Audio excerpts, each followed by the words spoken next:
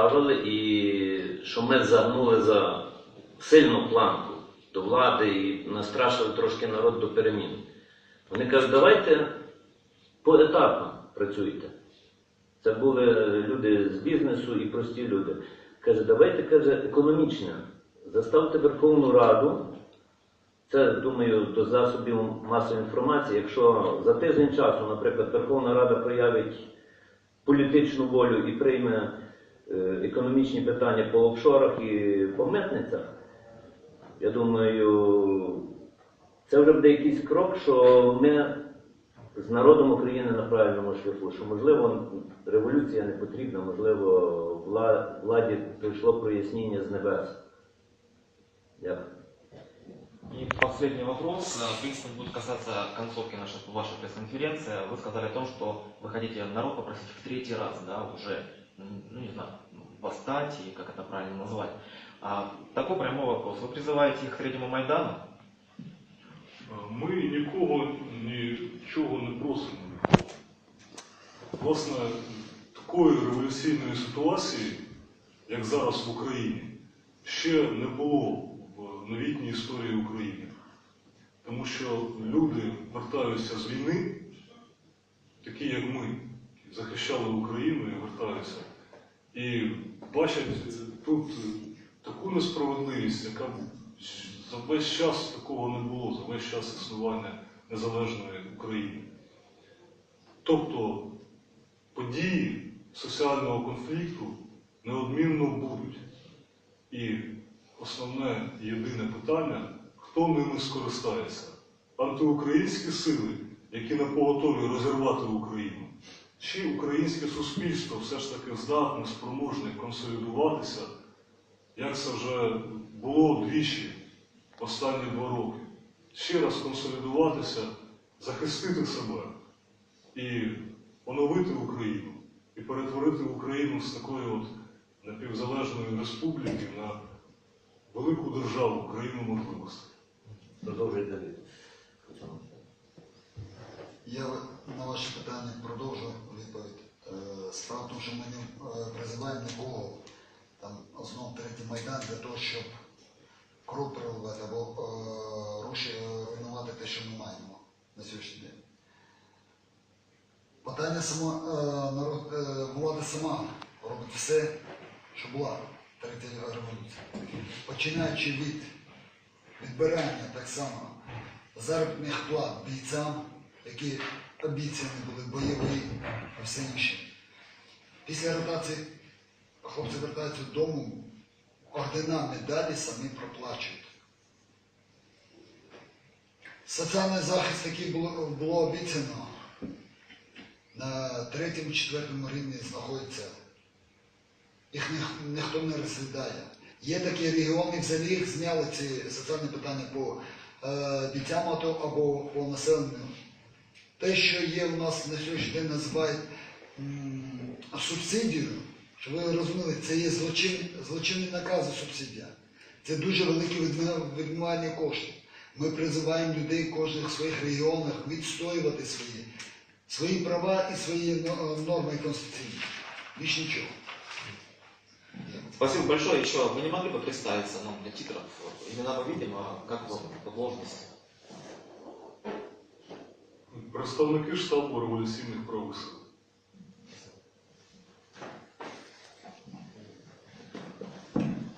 Українські новини, Дмитро Перепелиця. Таке питання от з приводу мінських домовленостей. Будь ласка, поясніть чіткіше трошки вашу позицію, за що саме ви виступаєте? Чи за їх відміну повну, чи за референдум? От прозвучала думка така.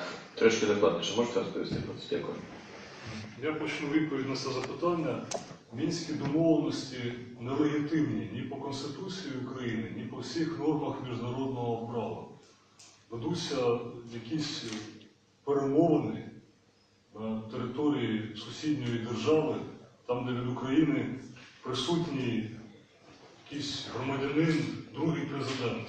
Там же присутні представники терористичних організацій. В цілому, якщо лаконічно і без подробиць, будь-які переговори про Донбасу можуть відбуватися тільки на українській жовто-блакитній платформі, тільки з позиції територіальної цілісності України, державного суверенітету. Продовжуючи питання про низьких угодах, якщо ви пам'ятаєте Чеченську війну, пам'ятаєте, Путін сказав, що останнього сепаратиста в сортирах замочив. Але на сьогоднішній день, маючи великі наші політики, маючи великі бізнеси, в Росії, Росія нас заставляє, щоб вести перемовини з бомбгрупуванням. Це не прописано ні в яких угодах, ні в якому мировому масштабі. Але нас заставляють. І наша влада нічого не робить для того, щоб спростувати ці низькі угоди. Я дуже добре пам'ятаю той день, 5 вересня, які низькі угоди перші були підписані, до без 15:05 повномасштабний вогонь йшов по нас, а наші війська стояли, чекали наказу. 5 годин як стало час підписання тої угоди, і наші війська всі розвернулися пішли. А знаєте, в той день, скільки ми знаємо? У нас дуже багато загиблих. От вам низькі угоди. Тому спочатку вони були для України.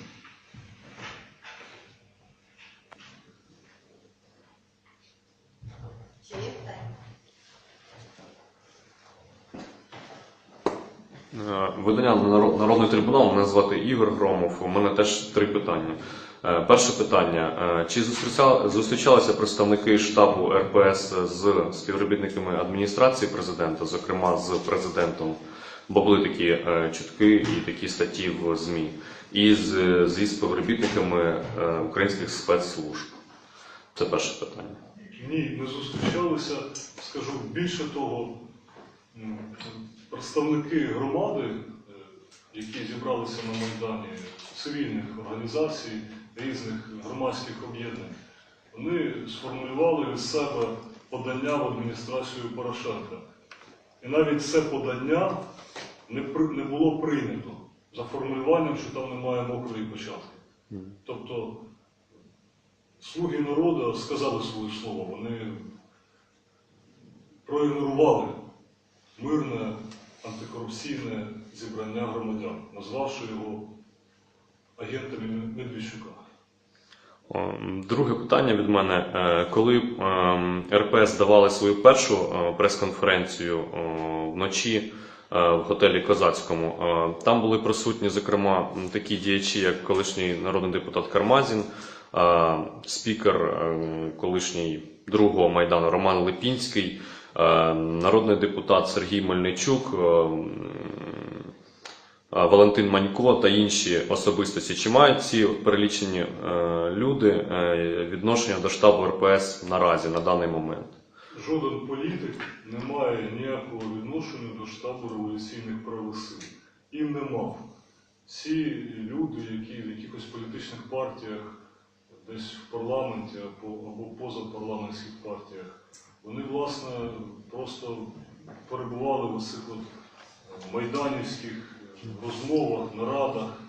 І якщо хтось з них спробував потягнути на себе ковдру і якось себе штучно прив'язати до штабу революційних правих сил, то це є провокація, і вона наразі лишається на їхній совісті. А Юрій Кармазін, який виступав на тій прес-конференції, просто зголосився бути нашим радником по юридичних питаннях, зокрема по Конституції України. Власне, з чим він впорався, але сам він з самого початку сказав, що він і не прагне ніяким чином бути пов'язаним з РПС. Дякую. Третє, останнє питання. От на цій прес-конференції озвучені такі дати з 20 по 24 лютого. А щодо подій 26 лютого, коли невідомі особи в камуфляжі, їх було там близько 50 чоловік, знесли останню палатку на Майдані, де перебувало близько 40 мирних мітингувальників. Чи має РПС відношення до цих людей? І чи розуміють вони свою відповідальність за тих мирних людей, які вийшли тоді на Майдан? І чи були взагалі плани у штабу РПС ставити палатки на Майдані під час цих подій? Власне, ситуація така. Нами була на 20 лютого анонсована безстрокова акція Тобто це означає, що в будь-який день може зібратися якісь народні збори представників громадських організацій та територіальних громад, або ж навіть багаточисельне всеукраїнське віче. І РПС бере на себе ініціативу і відповідальність ці зібрання охороняти. Дійсно, був встановлений намет, декілька наметів були встановлені 20 лютого, і в період декілька днів окремі бійці окремих силових формацій, що входять на платформу революційних правих сил, охороняли ці намети. Однак основна робота зараз проводиться в регіонах і, не маючи ніякої матеріальної підтримки, не маючи ніякої інформаційної підтримки, перебуваючи в повній інформаційній блокаді, ми були змушені перекинути фактично весь свій особовий склад по регіонах. За виключенням декількох людей. Знесення намету на Майдані – це вже була якась спроба, це була не перша спроба, ви мені підкажете, яка, п'ята, здається. Тобто десь я сам приймав участь в тому, щоб зупинити найнятих аваківських тітушек. В інші випадки там були сутички, але ви маєте розуміти, що намет на Майдані, як координаційна така точка, така платформа для обміну інформацією, це дуже важлива точка дотику, точка комунікації. Але при цьому все ж таки головна робота зараз відбувається в регіонах. Люди мають усвідомити, що вони мають консолідуватися і що захист України, оновлення України в їхніх руках, а локалізуватись до намету або кількох наметів в центрі міста при повній інформаційній блокаді, це тактично себе не виправдало. Дякую.